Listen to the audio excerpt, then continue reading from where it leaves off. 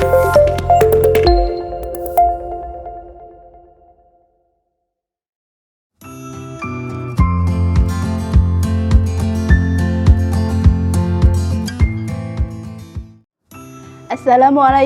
warahmatullahi wabarakatuh. Bagaimana kabar hari ini?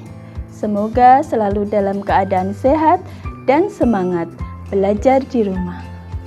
Anak-anak, sebelum kita mulai pembelajaran hari ini, mari kita berdoa terlebih dahulu sesuai dengan agama dan kepercayaan kita masing-masing. Berdoa mulai. Berdoa selesai. Anak-anak, jangan lupa selalu patuhi protokol kesehatan. Yang pertama, mencuci tangan dengan sabun dan air mengalir. Yang kedua, memakai masker. Dan yang ketiga, tidak berkerumun atau social distancing. Anak-anak, marilah kita siapkan alat dan buku tulis kalian untuk kegiatan hari ini. Untuk kegiatan hari ini, materi tema 9, Kayanya Negeriku, subtema 3, Pelestarian Kekayaan Sumber Daya Alam di Indonesia, pembelajaran 4. Adapun tujuan pembelajaran pada hari ini, yang pertama, dengan mengamati lingkungan sekitar, siswa dapat mengidentifikasi perilaku-perilaku yang menunjukkan pelaksanaan hak dan kewajiban dalam kehidupan sehari-hari dengan penuh kepedulian. Yang kedua, dengan mengamati lingkungan sekitar, siswa dapat menemukan contoh perilaku yang menunjukkan pelaksanaan hak dan kewajiban dalam kehidupan sehari-hari dengan penuh kepedulian. Yang ketiga, dengan wawancara, siswa dapat menyebutkan kerja bakti dan memanfaatkannya dengan penuh kepedulian. Marilah kita baca teks berikut pada halaman 132. Aktivitas manusia sering memicu lahirnya bencana alam. Misalnya terjadinya banjir, kebakaran hutan, atau krisis air bersih. Mengapa perilaku manusia dapat memicu terjadinya bencana alam? Perbuatan manusia yang tidak bertanggung jawab terhadap alam justru akan merugikan manusia itu sendiri. Misalnya, hanya demi mengejar keuntungan melalui jual beli kayu, manusia menebangi hutan secara membabi buta.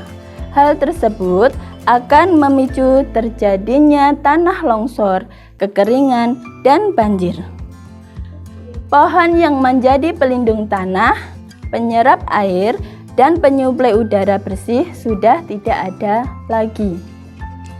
Perbuatan yang demikian merupakan perbuatan yang tidak mencerminkan pemenuhan kewajiban sebagai warga negara. Perbuatan yang dilakukan oleh satu atau sekelompok orang, namun berdampak pada banyak orang dan berdampak pula pada keberlangsungan hidup manusia dan alam. Mengingat besarnya dampak yang ditimbulkan oleh perilaku masyarakat terhadap lingkungan, maka masyarakat harus secara sadar mengembangkan perilaku yang bertanggung jawab dalam memanfaatkan lingkungan alam. Bahkan, masyarakat pun harus mau bersatu padu dan bahu-membahu menjaga kelestarian lingkungan alam. Misalnya, dengan bekerja bakti secara rutin membersihkan lingkungan, bergotong royong membangun sarana dan prasarana kebersihan.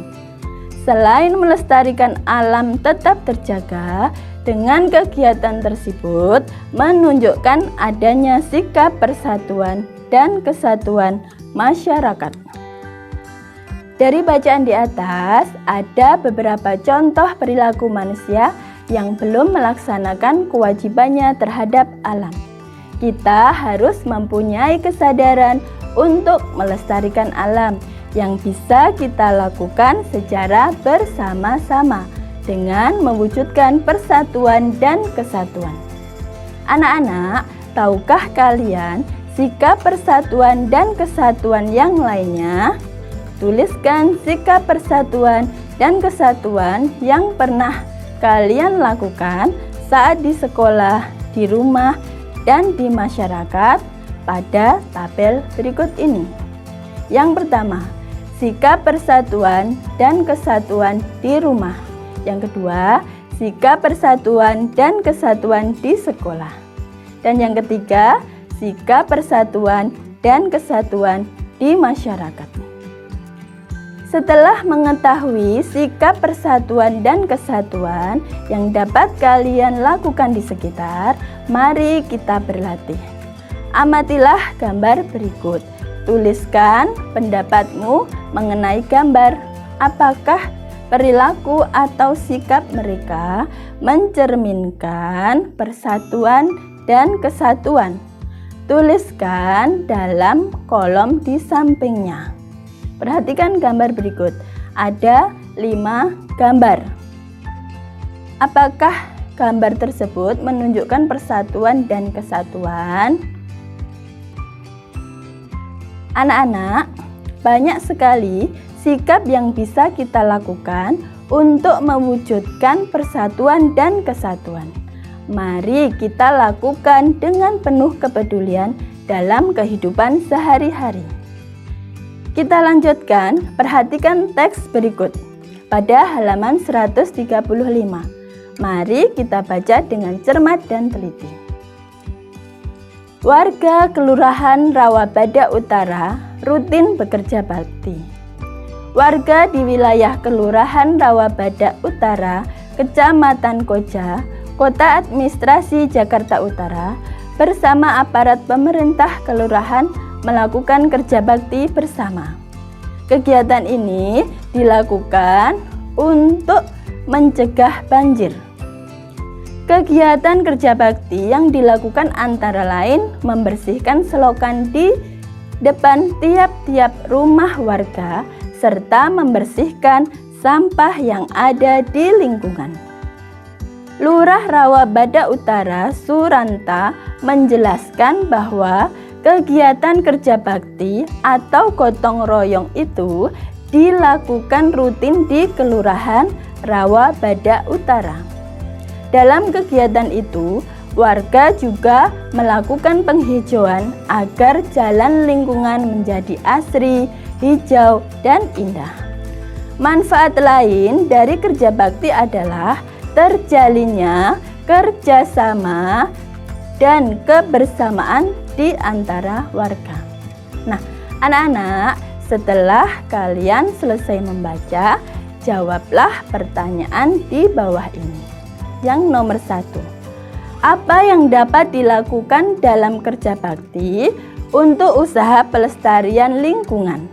Yang kedua, apa manfaat kerja bakti dalam menjaga sikap persatuan dan kesatuan warga? Dan yang ketiga, mengapa kerja bakti perlu dilakukan?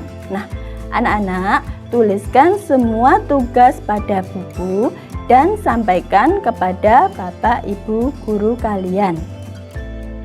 Anak-anak, mari kita lanjutkan berlatih melakukan wawancara kepada narasumber di sekitar. Kerja bakti merupakan kegiatan positif masyarakat yang banyak manfaatnya. Selain memupuk jiwa persatuan dan kesatuan, kerjasama juga dapat berguna dalam menyelesaikan masalah-masalah yang berkaitan dengan kepentingan umum. Selain itu, kerja bakti yang dilakukan dalam rangka bersih-bersih lingkungan dapat menciptakan lingkungan bersih, rapi, dan nyaman. Kerja bakti apa saja yang sering dilakukan oleh warga masyarakat di sekitar tempat tinggalmu? Carilah jawaban pertanyaan tersebut dengan bertanya kepada narasumber di sekitarmu. Kamu dapat bertanya kepada orang tua. Buatlah laporan hasil wawancara kalian seperti contoh dalam kotak berikut ini. Nah, apa yang sudah kita pelajari hari ini anak-anak? Yang pertama, dengan mengamati lingkungan sekitar anak-anak dapat mengidentifikasi perilaku-perilaku yang menunjukkan pelaksanaan hak dan kewajiban dalam kehidupan sehari-hari dengan penuh kepedulian.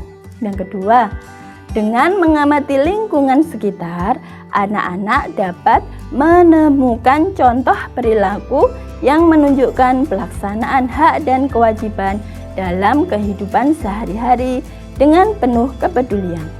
Dan yang ketiga, dengan wawancara, anak-anak dapat menyebutkan kerja bakti dan manfaatnya dengan penuh kepedulian.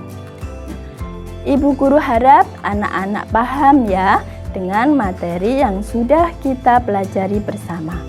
Apabila ada kesulitan, silahkan bertanya kepada saudara atau bapak ibu di rumah. Demikian untuk kegiatan pembelajaran hari ini. Semoga bermanfaat, tetap semangat, jaga kesehatan, dan selalu tingkatkan ibadah kita. Sampai jumpa di pembelajaran selanjutnya. Wassalamualaikum warahmatullahi wabarakatuh.